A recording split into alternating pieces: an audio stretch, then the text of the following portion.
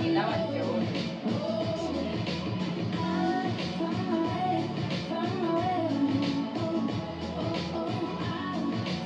Okay, hello, it's your man Prince Josie, the energy icon of the universe, the Prince of Mars, the motivator, the inspiration, the voice of purpose, and this is Star Edge TV. You are welcome. Yes, and my beautiful co-host is back. Hi, it's still Sony Doom, and I am back again to bring you my troubles. Okay, yeah, and how has it been for you? It's been a while. Yeah, it's been hectic. I've been stressed out. Yes, and it's 2023 wrapping up. Yes, can you believe it? We just started like yesterday, and now boom, we're here. Exactly, such a world, okay? And how has the year been? It's been ups and downs and all. A lot of events, Yeah. you know, in Nigeria, globally, and all that. A lot of events, okay? But we're here wrapping it up. Yeah, and they say in everything give thanks. Yes, and we're pushing every bad thing that happened behind us. I mean, we lost a lot. Look how Muba died. That's like that was a serious We've event. lost people and things. Our economy is in crisis. It's crazy. Yeah, I'm talking about crisis, global crisis, national crisis, and all that. Does this world not need healing? Of course, it's obvious that it does. I mean, at this rate, we just keep going down. If there is no healing attached or applied, we're going to sink and then not get back up again. It's going Yes, to you know, in our last episode, you were not around. I was introducing the Heal the World initiative, you know, by Star Edge TV, okay, in a tribute to the late great pop legend Michael Jackson. Okay, yeah, and the essence is the message: heal the world, make it a better place. Okay, so how can we heal the world as it is? You know, so the idea is, you know, reaching out to one life at a time, one soul at a time. You know, changing the way we think, changing the way we feel about things. I feel it's from the mind. Okay, so if we can all change our, like, I don't know, for some time now I've started thinking differently. You know, I reason differently and all that. So if the next person, you know, for instance, let me give you an example. This studio, you know, I come in and I see dirt on the floor. You know, because of the way I reason now, I'll pick it up and I say, no, this should not be here. Okay, now if you reason the same way, you know, when you come, you see the studio, you see something on the floor, you pick it, you know. So if everyone reasons the same way, you see that this studio will never be dirty. You know, so that's the feeling, you know, one mind at a time, you know, one person at a time. And I feel there are a lot of people going through a lot, you know. So how can we reach out to these people and say, yes, there is hope, you don't have to give up? I feel like more important than how can we reach out to them is how do we get others to follow our motive? Okay. We're trying to do something good for the world, but then we are living in a world where everyone has their own opinion and this idea of it's my life, I live it how I want. Okay. So how do you intend to allow the public welcome your idea? Okay, yeah, that's why I said the mind, you know. First, how can you penetrate their mind? Now, I have this, I don't know, it's just a kind of, let's say, a talent or something, a gift. I know how to make people reason the way I reason. I know how to make people believe in my opinion. You know, so you're very persuasive. Yes, I know how to, you know, transform minds. You know, so I don't know. I just feel we can start from somewhere. You know, it does not have to be perfect. Okay, but you know, since it's something that we believe is good, that we think is good, just do it. So where do you think your focus would be? Is it planet, nature? I feel those are like in the same categories, or like humans, because I feel like in Nigeria we have more broken souls. Yes. So our number one problem is the humans. It's the humans, yes, it's the souls, you know, reaching out to one person at a time. You know, let me give you this instance. There's this guy, you know, he, like, in my street, okay, where I live, he's always walking around the street. And there was a day I was walking, and the guy was trying to call my attention and "Hello, excuse me, you know, excuse me, sir, you know, but he has this Down syndrome, you know, yeah. So I was not having money on me, you know, but I was just okay. I now saw a POS, you know, vendor around, and I had to withdraw. The guy now came closer. Okay, I now called him. I was like, "Okay, come." You know, so I tried to withdraw. I withdrew, and I told the POS guy before the transaction went, I said, "Just give him 1,000." I know that because I knew you needed it. So that was me. I don't know. I don't know if someone had given him 1,000 that day. And all that. So I could imagine what this would have done to his mind. And I think the next week he saw me and he was trying to wave. Because he remembers. These people that you feel okay, they are. Let me say. They have this Down syndrome, or they are maybe some. Okay, let's say the ones that are alone. They still have their mind. So if these people can feel love and all that, it will change their mindset. And all that. I have a question. Okay. They say everything that has a good side has a bad side. Okay. I remember the story I heard about this lady who helped this girl with an abusive relationship and stuff. And then this girl literally expected her to continue helping her along with her abusive husband. That's a very ungrateful human being right there. So when you want to help someone or heal the world by helping people, we have to understand that we have selfish human beings around. Yes. So how would you and there are people that will take advantage of you. So what would you do in a situation where you help someone and the person doesn't want to be independent on their own? The person through your help, the keep person coming. wants you to continue helping them. So there are persons like this we can't rule that out. So how would you handle them in your mission to heal the world? Oh well, that's a difficult one there. But I believe in doing but not exceeding your limits. Okay, but I want to use this particular example to answer this. I posted something on Instagram. I think I did a sponsored ad, and the post went kind of, let's say, had a lot of wish and all that.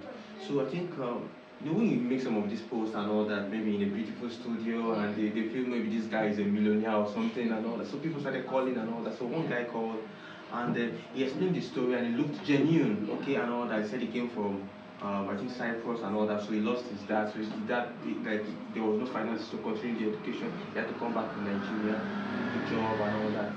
So I think I sent him 5,000 or something. I didn't know. I said I don't know you, but I know you needed this support.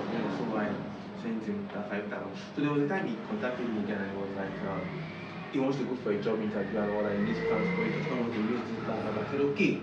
He wants to go for a job interview, and all that. So, okay, at least he wants to do something.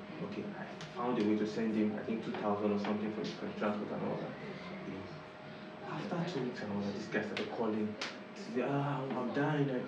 But at least I've showed deep down from my heart that I truly cared, and all that. Even me myself, I have problems, but at that time I had extra, and I have family too that also need my help.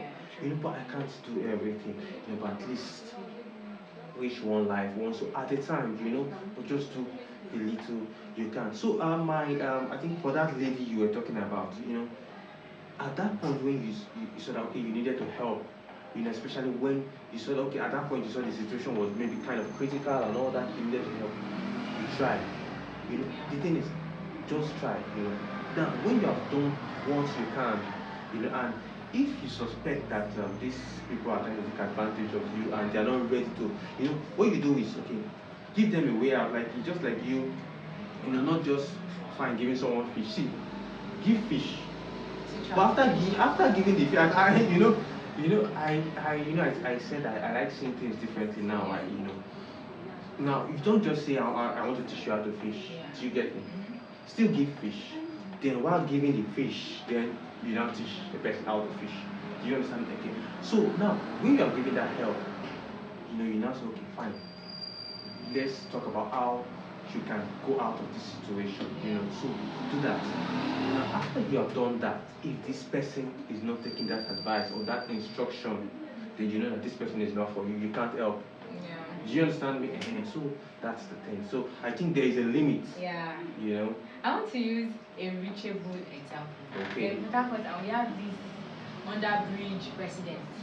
Exactly. They stay there like 24/7. I have this moral standard. Okay. What's the moral standard? Or a rule that I abide by. Okay, principle. Yeah, thank you. So every time I'm passing by Rumokoro especially, I don't give money to those children. Yeah, they are marjories. Yes, they are marjories.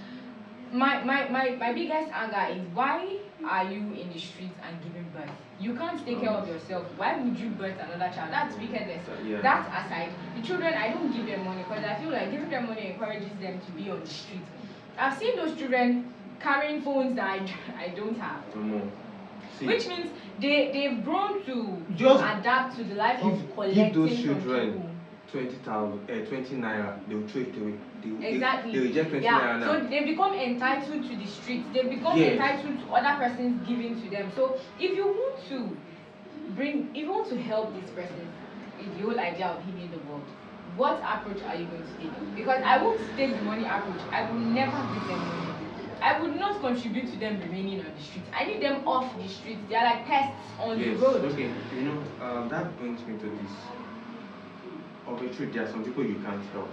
I don't know if you get me. Yes, there are people you certainly can't help. Yeah. But there are some you can't help, right? I think there are people who can help those people. Maybe the government or those NGOs and all that. Reach out to who you know you can't. And again, I believe in compassion. Do you understand me? If there is no compassion, we're not questioning here, but at least we all read. I'm not a Christian, but at least we read the Bible, and I think there were some parts I saw that and Jesus had compassion on him. Do you understand? So compassion always came first. If there's no compassion, then there's some people I choose, who to give, who to help, and all that. But at least I must. My heart. This say follow your heart. Do you get? So if your heart is not there, you don't have to bother. Do you get me? But at least have this sense of, compassion. Do you get me? And all that when it's needed, when it's necessary. Okay, I want to ask you a question now. You've been throwing the questions. And all that. Now, I feel that humanity generally, I don't know, Nigeria, a lot of people only look after their immediate families. Yes. Let's say the father, the mother, and the children, that type of family, they only deeply care about those immediate families. Although there are some that don't care, they care a little about the extended family and all that. But is it right? Is it right to just only care about your? Do you know? Okay, let me give you this example. I don't know, these are Nollywood movies. I don't know. They give us some wrong information. Sometimes. This there's this feeling then that if you can be the gate man of a governor, let me just be your gate man, your life will change. Is that true? But is it realistic? No, I don't believe in it. I believe it will change if you apply the money you receive from your salary in a good way. But the governor might not even know who you are because they don't even live there. Now, okay, let me answer this in my own way.